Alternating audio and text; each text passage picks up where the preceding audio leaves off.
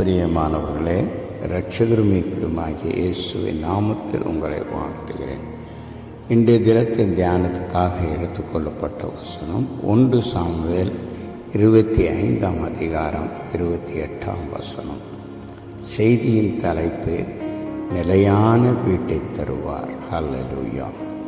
உமது அடியான் பாதகத்தை மன்னியும், கர்த்தர் என் ஆண்டவனுக்கு நிலையான வீட்டை நிச்சயமாக கட்டுவார். என் ஆண்டவன் கர்த்தருடைய யுத்தங்களை நடத்துகிறவராமே. நீர் உயிரோடு இருக்கும் நாளில் ஒரு பொல்லாப்பும் உம்மேல் காணப்படாதிருப்பதாக என்று சொல்லி சாமுவேல் 1 அதிகாரம் 25 அதிகாரம் 28 வசனத்தில் நாம் வாசிக்கிறோம். நேபாளின் மனைவி தாவீதை பார்த்து சொல்லுகிறார், நிலையான வீட்டை நிச்சயமாய் கட்டுவார் என்று சொல்லுகிறார். இன்று கர்த்தர் இந்த வசனத்தின் மூலம் உங்களுக்கு சொல்லுகிறார், உங்களோடு கூட பேசுகிறார். கர்த்தர் உங்களுக்கு நிலையான வீட்டை, சொந்த வீட்டை தருவார். நீங்கள் வாடகை வீட்டில் இருந்து கஷ்டப்பட்டு கொண்டிருக்கிறீர்களா? கவலைப்படாதீர்கள். கர்த்தர் உங்களுக்கு சொந்தமான இடத்தை தருவார்.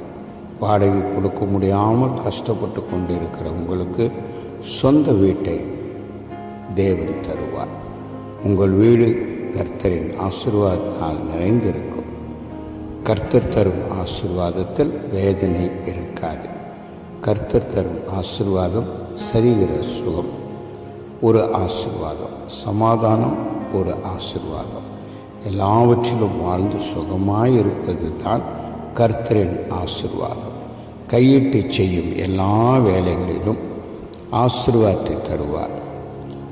சாரிபர் விதவைக்கு கொஞ்ச காலம் முடியும் வரை நாம் பார்க்கும்போது அங்கு பஞ்ச காலங்கள் ஏற்பட்டது என்றும் அது சிறிய காலம் வரையிலும் நீடித்திருந்தது என்பதையும், அந்த விதவைக்கு பஞ்சகாலம் முடியும் வரை எண்ணெயும் மாவும் குறைவே இல்லாதபடி கர்த்தர் ஆசீர்வதித்தார்.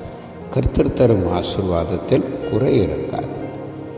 உன் கூடையும் மாப்பு செய்கிற உன் தொட்டியும் ஆசீர்வதிக்கப்பட்டிருக்கும் என்று சொல்லி உபாகம் 28 அதிகாரம் 5 வசனத்தில் வாசிக்கிறோம். கர்த்தர் நீங்கள் கையிட்டு செய்யும் எல்லா வேலைகளிலும் ஆசீர்வாதத்தை தருவார். உபாகம் 28 அதிகாரம் 12 வசனம். கர்த்தர் உங்களுக்கு நிலையான வீட்டை தருவார்.